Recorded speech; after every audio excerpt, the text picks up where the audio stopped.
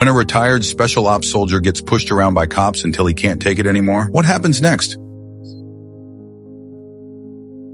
Terry was trying to save his younger brother, who was locked up in jail. But on the way, 2 police officers stopped him and straight up took the money he needed to bail his brother out, his brother's lifeline. Terry swallowed his anger and didn't fight back because getting his brother out was the only thing that mattered. When he got to the courthouse, nobody cared. The staff coldly told him, no money, no deal. Even when Terry showed proof that the cops had seized his bail money, it didn't change anything. With no other options, Terry called a restaurant owner he'd worked with before and explained what happened. The owner agreed to help, but said it would take a few days to get the cash together. That night, Terry had nothing. No money, nowhere to go, so he camped by the river. For a retired operator, roughing it like that wasn't new. What he couldn't understand was how he'd risked his life for his country and ended up like this. After figuring out where the police station was, Terry decided he wasn't just going to let it go. The next day, he walked into the station to file a report. The same cop who stole his money looked shocked to see him.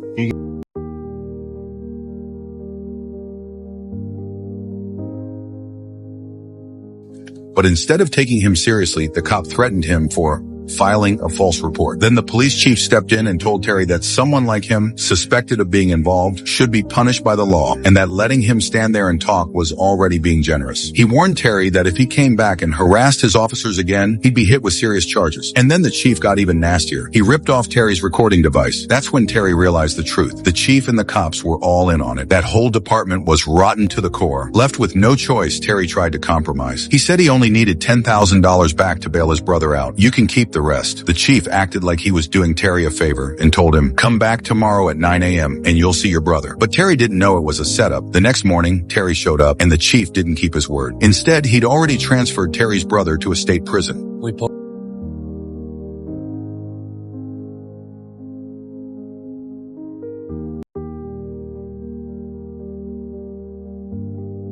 Terry was furious, but he didn't have time to waste because that prison had someone his brother had real beef with. If they crossed paths, his brother wouldn't survive. Terry managed to catch up to the transport van and see his brother, warning him to keep his head down and promising he'd get him out as fast as possible. What they didn't know was that would be the last time they ever spoke. When Terry got back, he called the restaurant owner again to lock in the money like they'd agreed. But then he got hit with another punch. The chief had already sent people to shut the restaurant down and freeze the owner's accounts. Now the owner couldn't even pay his employees. That's when Terry finally understood the chief's game. Letting him see his brother was never about kindness. It was to buy time and dig into Terry's background. One dirty move after another, the chief kept pushing Terry closer to the edge. But Terry isn't the kind of guy you can corner and expect a break because he's...